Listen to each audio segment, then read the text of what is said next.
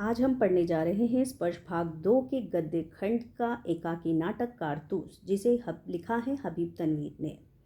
ये एकाकी नाटक उस समय का है जब भारत में अंग्रेज़ व्यापार की दृष्टि से आए और धीरे धीरे व्यापार के बहाने वो यहाँ के हुक्मरां बन बैठे और उन्होंने देखा कि भारत के राज्य छोटी छोटी रियासतों में बटे हुए हैं। इन्होंने हमारे देश में फूट डालो और राज करो की नीति अपनाई और जो छोटी छोटी रियासतें थी उन पर कब्जा जमाने लगे। धीरे धीरे जब लोगों को उनका प्रयोजन पता चला तो हिंदुस्तान की जनता और जो यहाँ के रियासतों के राजा थे वो उनका विरोध करने लगे। ये कहानी उसी काल की है। अंग्रेज़ों ने भारत पे लगभग 200 साल तक राज किया। अब प्रश्न उठता है कि एकाकी नाटक क्या होता है। एकाकी नाटक में एक ही अंक होता है और इसके मंचन की जो अवधि होती है वो भी कम होती है। इसमें पात्रों की संख्या दूसरे नाटकों की तुलना में कम होती है। जो दूसरे नाटक होते हैं उसमें एक मुख्य कहानी होती है और उससे जुड़ी अन्य कहानियाँ भी हो सकती हैं और मंचन की अवधि अधिक हो सकती है और पात्रों की संख्या भी अधिक हो सकती है। कहानी का आरंभ होता है गोरखपुर के जंगल से। इस नाटक का कहें तो इस नाटक का जो मुख्य पात्र हैं उसमें सबसे पहले आता है वज़ीर अली का नाम, जिसका जिक्र आपको आरंभ से लेके अंत तक दिखाई देगा। और जो मुख्य पात्र हैं वज़ीर अली हैं, कर्नल हैं, लेफ्टिनेंट हैं और गोरा सिपाही इसके मुख्य पात्र हैं। कहानी के आरंभ में दिखाया गया है कि रात्रि का समय है और अंग्रेज़ों ने गोरखपुर के जंगलों में अपना खेमा डाल रखा है। दोनों खेमे के बाहर बैठे बातें कर रहे हैं। दोनों की बातचीत से पता चलता है कि लेफ्टिनेंट वज़ीर अली को जानता तो है पर उतना नहीं जानता जितना कि कर्नल उसके बारे में जानता है। वज़ीर अली अवध के नवाब आसिफ़-उद-दौला का बेटा है और सादत अली नवाब आसिफ़-उद-दौला का भाई है। आसिफ़-उद-दौला के यहाँ जब काफ़ी समय तक कोई संतान नहीं हुई तो सादत अली अपने आप को नवाब के रूप में देखने लगा।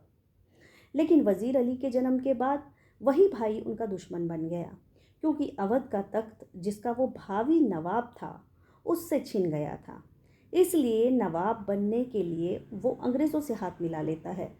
वो बदले में उन्हें अपनी आधी जायदाद और 10 लाख रुपए नकद देने का वायदा करता है और जो कि वो वैसा करता भी है।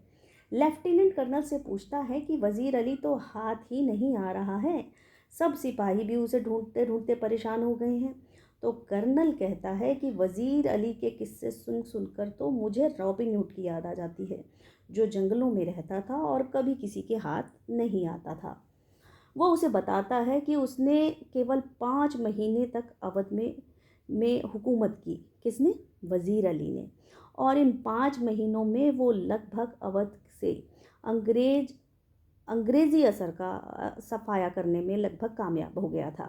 पर जब सत्ता उसके चाचा ने ले ली, यानी कि सादत अली ने, तो उसने अफ़गानिस्तान के बादशाह शाह जमा से हिंदुस्तान पर आक्रमण करने का उसे न्योता दिया, उसे आमंत्रण दिया।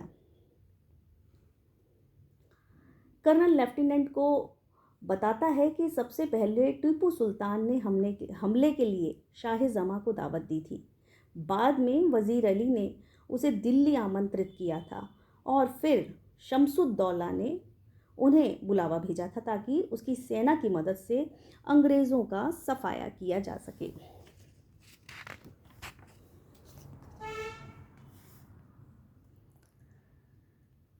लेफ्टिनेंट कर्नल से पूछता है कि ये शमसुद्दौला कौन है।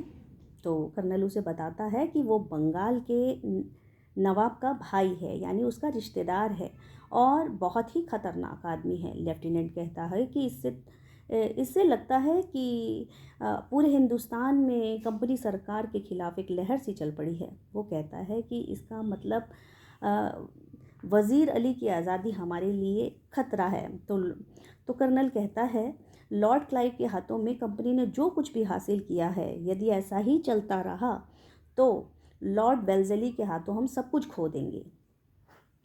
पूरी एक फ़ौज, कर्नल कहता है कि हमारी तो पूरी एक फ़ौज उसके पीछे लगी है, पर वो हाथ ही नहीं हारा है। लेफ्टिनेंट कहता है कि क्या वज़ीर अली बहुत बहादुर है?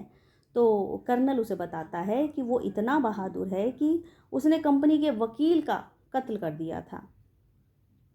लेफ्टिनेंट कहता है कैसे? तो कर्नल उसे बताता है जब उसे उसके पद से हटा दिया गया था, यानी अवध के तख्त से उसे हटा दिया गया था, तो 3 लाख रुपए सालाना उसका वजीफ़ा तय कर दिया गया था ताकि वह अपना खर्चा चला सके।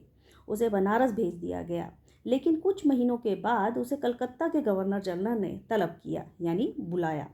तो वह बनारस में कंपनी के वकील से इस बात की शिकायत करने पहुंचा, पर वकील ने उसकी एक बात ना सुनी और उल्टा उसे ही डांटने लगा, जिस पर वजीर अली को क्रोध आ गया और अंग्रेज़ों के खिलाफ जो उसके मन में नफरत थी, क्रोध थी, उसके चलते उसने वकील की हत्या कर दी और वहाँ से वो भाग गया और आजमगढ़ पहुँच गया। वहाँ के शासक ने और उसके साथियों को घाघरा तक पहुँचा दिया और अब वो इन्हीं जंगलों में घूम रहे हैं।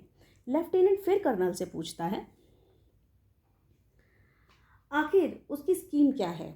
अब उससे पूछता है कि वो क्यों ऐसा कर रहा है, क्यों भागता फिर रहा है। तो वो बताता है उसकी पूछता है कि स्कीम क्या है। तो कर्नल बताता है कि वो नेपाल जाना चाहता है और वहाँ पहुंचकर वो अफ़गानी हमले का इंतज़ार करेगा और अपनी सैन्य शक्ति बढ़ाकर अंग्रेज़ों का हिंदुस्तान से सफाया कर देगा। लेफ्टिनेंट कहता है कि हो सकता है कि वो तो नेपाल पहुंच भी गया हो। अभी दोनों के बीच बातें चल ही रही होती हैं कि सिपाही आता है और कहता है कि दूर से गर्द उड़ती दिखाई दे रही है, लगता है इस और कोई आ रहा है। तो कर्नल उसे आदेश देता है कि तुम नज़र बनाए रखो और सब सिपाहियों को कह दो कि वो तैयार रहें। लेफ्टिनेंट खेमे में खिड़की से देखता है और कर्नल को कहता है कि गर्द को देखकर तो ऐसा लग रहा है मानो पूरा काफिला चला आ रहा है। धीरे धीरे घोड़ों की जो टापें होती हैं उसकी आवाज़ और पास सुनाई देने लगती है। कर्नल भी खिड़की के बाहर झांक कर देखता है और कहता है कि लगता है कि एक ही सवार है। वो सिपाहियों को कहता है कि वो तैयार रहें। सवार बाहर आकर कहता है मुझे कर्नल से मिलना है। गोरा सिपाही अंदर जाकर कर्नल को बताता है कि आपसे सवार मिलना चाहता है। तो कर्नल कहता है उसे अंदर भेज दो। अंदर सबको देखकर सवार कर्नल से कहता है कि वो उससे अकेले में बात करना चाहता है। इस पर कर्नल उसे कहता है कि यहाँ सब अपने हैं तो तुम सब कुछ कह सकते हो, पर सवार मना कर देता है और लेफ्टिनेंट और गोरा सिपाही बाहर चले जाते हैं। सवार कर्नल से कहता है कि आपने यहाँ पर जंगल में खेमा क्यों डाल रखा है। तो कर्नल कहता है कि कंपनी का हुक्म है कि वजीर अली को गिरफ्तार किया जाए। सवार उसे कहता है कि वजीर अली तो एक जाबाज सिपाही है।